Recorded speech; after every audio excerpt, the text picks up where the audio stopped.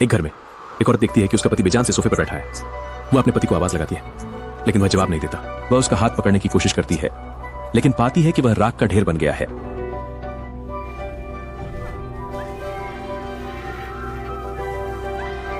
जल्द ही एफबीआई मौके पर पहुंचती है, लेकिन जैसे ही वे शरीर की हालत देखते हैं, वे भी हैरान रह जाते हैं। उन्होंने घर की जांच की और पाया कि सभी दरवाजे और खिड़कियां सही सलामत हैं, जिसका मतलब है कि यह घर में घुसपैठ करके की गई चोरी नहीं है। लेकिन अगर यह स्वतःस्फूर्त धन था जिसने पीड़ित को मारा, तो कुर्सी क्यों नहीं चली?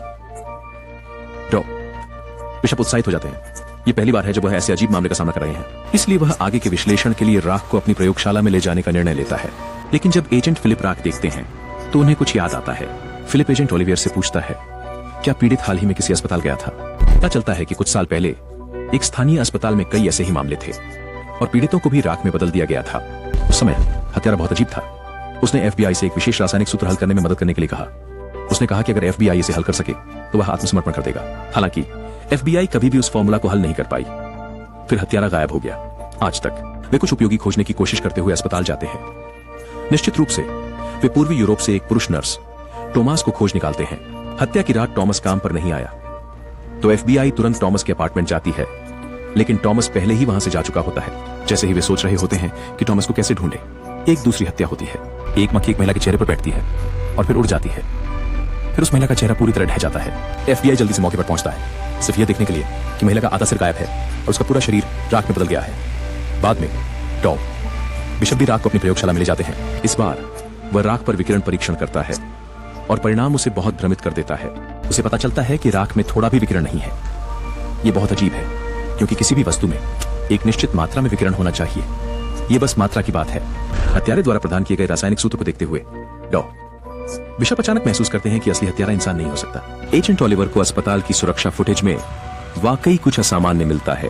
फुटेज में एक काली आकृति एक नर्स के पीछे चल रही है। उन्होंने वीडियो को रोक दिया और पाया कि यह बिना शारीरिक शरीर के एक इकाई है। दूसरी ओर एजेंट फिलिप को पुरुष नर्स टॉमस के बारे में और जानकारी मिलती है। पता चलता है कि टॉमस रूस से है और उसका भाई एलेक्स एक पूर्व सोवियत अंतरिक्ष यात्री है। एलेक्स को अंतरिक्ष मिशन के दौरान एक दुर्घटना का सामना करना पड़ा और तब से वह कोमा में है। इसलिए टॉमस ने अपने भाई एलेक्स को अमेरिका लाने का फैसला किया, यह उम्मीद करते हुए कि यहाँ के विशेषज्ञ उसे ठीक कर सकें।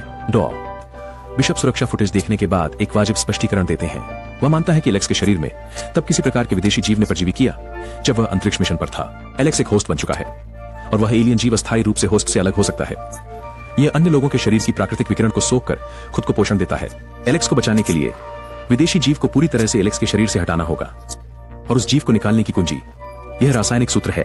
इस समय टॉमस एलेक्स के साथ एक छोटे से घर में छिपा हुआ है।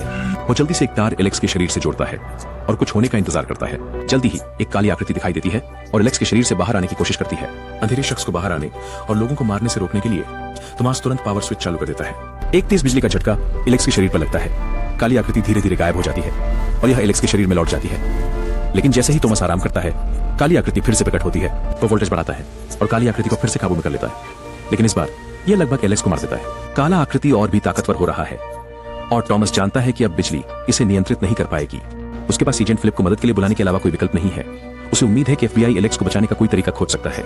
इस बीच बिशप ने आखिरकार फॉर्मूला हल कर लिया है, लेकिन दुर्भाग्यवश बिशप मानते हैं कि काला आकृति और एलेक्स पूरी तरह से एक हो चुके हैं और उन्हें जबरदस्ती अलग करना एलेक्स को ही मार देगा।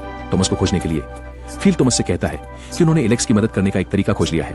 हालांकि जब एफबीआई एजेंट घर पहुंचते हैं तो उन्हें लगता है कि टॉमस को काली आकृति ने मार डाला है। इस समय एलेक्स घर के बाहर एक वैन में लेटा हुआ है और बिशप को पता चलता है कि एलेक्स अभी भी जिंदा है।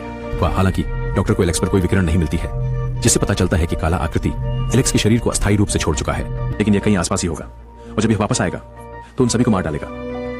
तभी सभी आसपास की एक छोटी बच्ची की चीख सुनते हैं और ऐसा लगता है कि काला आकृति एक और हत्या करने वाला है। फिलिप तुरंत अपनी बंदूक निकालता है, बिना झिझक एलेक्स को मार देता है। बिना मेजबान के काला शख्स मर जाता है। छोटी बच्ची को सफलतापूर्वक बचा लिया गया है। वहां एक आदमी था। मैं मूवी अप हूं। देखने के लिए धन्यवाद।